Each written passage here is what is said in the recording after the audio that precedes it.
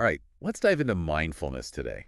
Sounds good. If you're listening, you're probably curious about mindfulness, Yeah. what it is, where it came from, Right. and how it can actually help you in your life. So Totally. to help us with this deep dive, Okay. we're going to be taking a look at this excerpt from Jon Kabat-Zinn's book, Okay. The Science of Mindfulness. I love that book. And it's really fascinating stuff. Yeah. He actually compares the Buddha to a scientist, Oh, wow. using his mind as an instrument. Interesting. Yeah. Yeah, Kabat-Zinn really bridges that gap Right. between ancient wisdom and modern science, Totally. you know? Yeah. And speaking of science, in this excerpt, Yeah. Kabat-Zinn defines mindfulness as Okay. paying attention on purpose, in the present moment, non-judgmentally, as if your life depended on it. Wow. As if your life depended on it. Right. That's a pretty intense language. It is. Why do you think he uses such strong wording there? I think it really speaks to the power of truly being present. Okay. We're bombarded with distractions constantly. Right. Our minds are racing with, to-do lists and worries. Yeah, sure. And so this definition is like a Yeah. call to action to bring that same level of focus and intention to our inner world as we would to a life or death situation. I'm starting to get it, but there's a Yeah. lot packed into that definition. Uh-huh. Paying attention on purpose, Right. being present, Hmm. non-judgmentally. Right. What does it even mean to be non-judgmental Yeah. about your own thoughts and feelings? It's a real shift in perspective. Instead of labeling thoughts and feelings as, good or bad, Right. we just observe them without getting caught up Hmm. in that internal commentary. So you're saying it's Yeah. you become this kind of curious observer of your Yeah. own mind, Yeah. noticing what arises without Yeah. getting swept away by it. Exactly. So it's about creating some space Yes. between you and those thoughts and feelings, Absolutely. not getting so kind of entangled in them. You got it. Okay. It's about recognizing that Yeah. thoughts are just thoughts. Hmm. Feelings are just feelings. Okay. They're not necessarily facts or commands that we Yeah. have to obey. Gotcha. And this shift in perspective Yeah. can be incredibly freeing because Right. it helps us to become less reactive to our internal experience. That makes sense, especially when Yeah, you're dealing with stress or difficult emotions. exactly. Kabat-Zinn talks about how we're both familiar with and strangers Mm-hmm. to our own awareness. Yes. What's going on there? It's like we have this incredible capacity for awareness, Okay. but we're often operating on autopilot. Mm. Lost in thought about the past Yeah, or worries about the future. for sure. We're so used to being in our heads Yeah. that we lose touch with the richness of the present moment. So it's like waking up Yeah. to what's already there, Yes, but we're somehow missing it. you got it. Okay, so cultivating awareness is... Yeah, it's like training a muscle. Mm.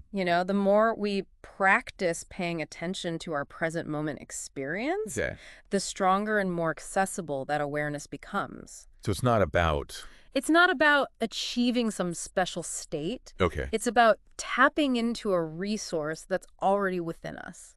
This is why I think so many people find this whole Yeah. mindfulness thing so appealing. Yeah. It's not about adding more to your plate. Right. It's about tapping into something Exactly. that's already there. That's already there. Now, Kabat-Zinn also mentions the connection Yes. between mindfulness and Buddhism, Mm-hmm. but he makes it clear that mindfulness itself Right. is universal. Yes. So how do you see those two ideas Mm-hmm. fitting together? That's an important distinction. Buddhist traditions have developed incredibly sophisticated frameworks Right. for understanding and cultivating mindfulness. Right. But the capacity for attention and awareness Mm-hmm. is inherent to the human mind. Okay. It transcends any specific religion or belief system. So it's less about dogma Exactly. and more about accessing Yes. fundamental human potential. Exactly. So think of it this way. Yeah. The Buddha wasn't a Buddhist. Right. He was an individual Mm-hmm. who embodied an awakened state of mind. Yes. And that same potential That's right. for awakening is present Absolutely. within each of us. I love that. It's a really interesting way to put it. Yeah. And speaking of the Buddha, Yes. Kabat-Zinn compares him to a scientist, Uh-huh. which I thought was super intriguing. That's one of the things I love about Kabat-Zinn's approach. Yeah. He highlights the Buddha's rigorous investigation of the mind, without relying on external tools or technology. Right. The Buddha used his own mind and body as instruments Wow. to explore the nature of consciousness and suffering. So he was conducting experiments on in a world. Exactly. And just like a scientist, meticulously calibrates their instruments. The Buddha developed practices to stabilize and refine his attention. You got it. So it was a reliable tool. Exactly. For deep exploration. Yes. He was essentially a pioneer of inner science. Wow. Paving the way for us to follow in his footsteps. That's a powerful image. Yeah. The Buddha as a scientist of the mind. Yeah. And that kind of leads us to Kabat-Zinn's work. Okay. At the University of Massachusetts Medical Center's Stress Reduction Clinic. Yes. So tell me, what's the connection between this ancient practice of mindfulness and modern medicine? Right. So we were just talking about the Buddha as this ancient neuroscientist. Right. And now we're looking at a clinic that's using mindfulness to help people with stress and illness. That's quite a leap. It is. What exactly was Kabat-Zinn doing at the stress reduction clinic?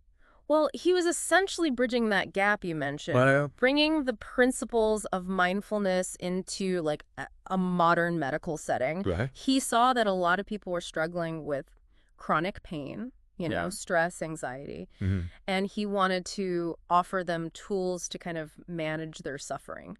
So that led to the development of mindfulness-based stress reduction. Right. Like MBSR. MBSR, yeah. I've heard that term thrown around a lot. Yeah. But I'm not entirely sure what it entails. Well, MBSR is a structured program that uses a variety of techniques to cultivate mindfulness. It includes guided meditation practices, gentle yoga and stretching, and group discussions where participants can explore, how to apply mindfulness in their everyday lives. So it's more than just sitting cross-legged and trying to empty your mind. That's a common misconception. Okay. Seated meditation is definitely a core component of MBSR. Okay. But it's not the whole picture. Right. Kabat-Zinn recognized that mindfulness is not just about formal practice.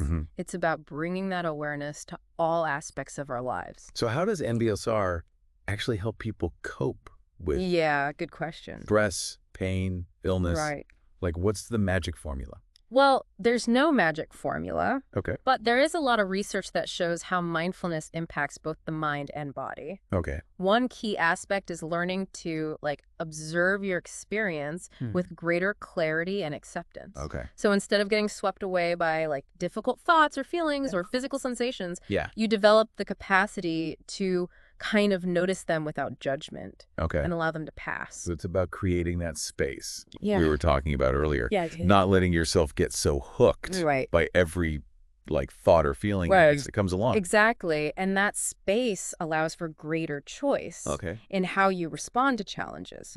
So instead of reacting automatically, you can pause, observe, and choose a more skillful response. So you're saying it's being able to hit the pause button. Yes. In the middle of in the middle of it. a stressful situation. Exactly. That's the power of mindfulness. That's a pretty amazing image. It is. But what about the physical benefits? Sure. Does mindfulness really have a measurable impact Absolutely on the body? Research has shown that regular mindfulness practice can reduce blood pressure. Wow. Strengthen the immune system. Okay. And even promote structural changes in the brain. Really? Yeah, specifically in areas associated with attention, emotion regulation, and self-awareness. So it's not just not some woo-woo feel-good thing. No. It's actual science behind it. The research is quite robust at this point. Okay. And I think that's one of the reasons why MBSR has become so popular in recent years. Why do you think that is? Yeah. What's resonating with people?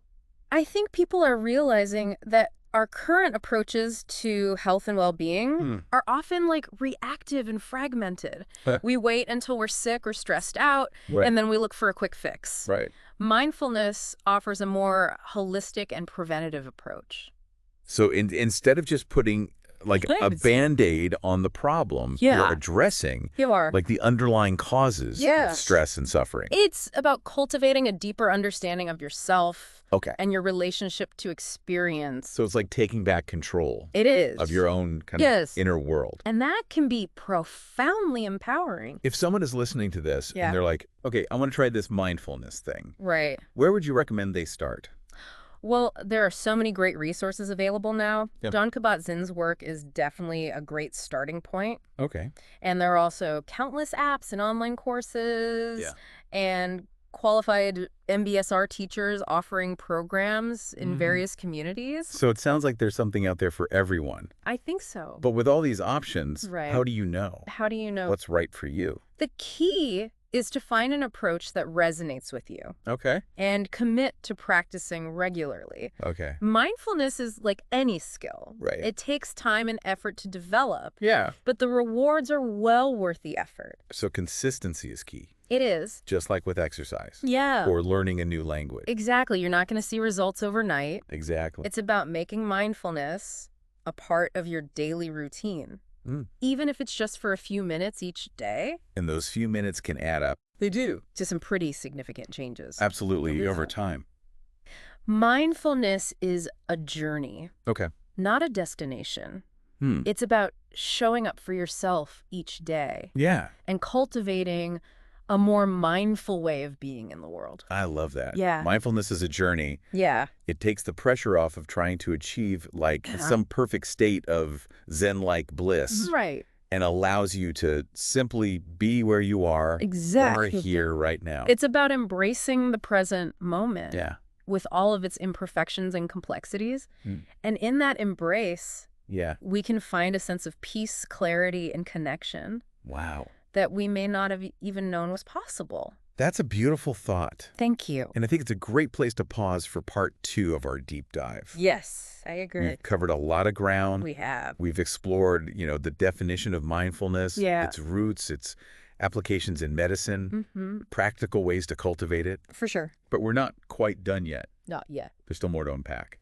Yes, there is. Stay tuned for part 3, where we'll explore some of the more subtle but equally important aspects of mindfulness. Sounds good. That Kabat-Zinn highlights. I'm looking forward to it. So we've been on this journey with mindfulness, and we've, really covered a lot. A lot of ground. From the definition and the origins to its incredible applications in modern medicine. Yeah, it's amazing. And even the development of MBSR. Absolutely. As we wrap up this deep dive, I want to touch upon this one thing. That Kabat-Zinn brings up. That I thought was really interesting. This idea that mindfulness isn't just about individual well-being. Right. It actually has implications for how we relate to others in the world around us. That's a great point. Yeah, I thought that was really interesting. It seems like most of what we've talked about so far has been focused on the individual benefits of mindfulness. Personal benefits, But Kabat-Zinn really emphasizes that.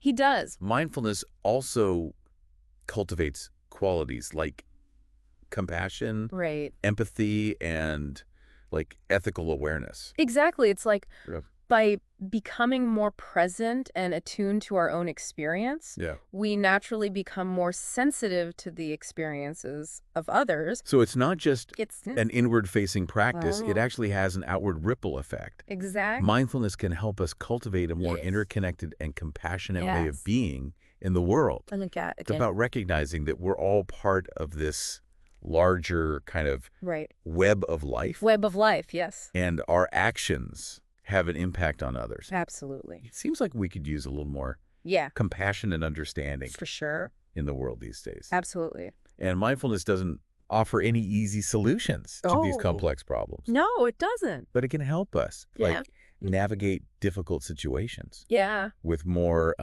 wisdom. Yeah, wisdom and skill. Still, exactly. It can help us stay grounded in our values. Yeah. And make choices that are aligned with our deepest sense of ethics. Ethics and responsibility. And responsibility. So it's not about ignoring the world's problems. It's about approaching them. Yes. From a place of mindfulness. Mindfulness and compassion. And compassion, exactly. That can be really powerful. It can. It allows us to engage with challenges in a way that's both clear-eyed and kind-hearted. I love that. Clear-eyed and kind-hearted. It makes me think back to, like, that space between stimulus and response. Yes. Mindfulness helps us to create that space. Exactly. So we can respond. Respond, not react. To challenges with more intention. Intention, yes. And less reactivity. Less reactivity, that's the key. And it makes me think back to that comparison Kabat-Zinn makes. Right. Between the Buddha and the scientist. Yeah. It's almost as if mindfulness is like a tool for investigating. A tool, yes. Not just our own minds, but the nature of, like, reality itself. I love that. Our interconnectedness with all things. Beautifully said. I think we've explored a lot. We have. In this deep dive. A lot of ground. We started with a simple question. Right. What is mindfulness? Yeah. And we ended up, with this much richer, more nuanced understanding of this practice and its potential to transform not just our own lives, but the world we live in. The world around us. Well, it's been a fascinating journey. It has. And I really hope me too. Our exploration has sparked a sense of curiosity. And inspired you. Absolutely. To continue exploring this path. The path of mindfulness. Yes. Remember, like Jon Kabat-Zinn reminds us. He does. As long as you're breathing, there's more right with you than wrong with you. That's a good one. And the present moment, is always available. Always available. As a starting point. It is. For cultivating greater well-being. Absolutely. That's so important. Take a deep breath. Yeah. Tune into this moment. Tune in. And see what unfolds. Beautiful. Maybe even, embrace the spirit of the Buddha as a scientist. I love that. And conduct your own experiments. Yes. With awareness. With your own awareness. What might you discover? That's the question. About yourself and the world around you. Exactly. Thanks for joining us on this deep dive into mindfulness. My pleasure. Until next time, be well and stay curious. Be well.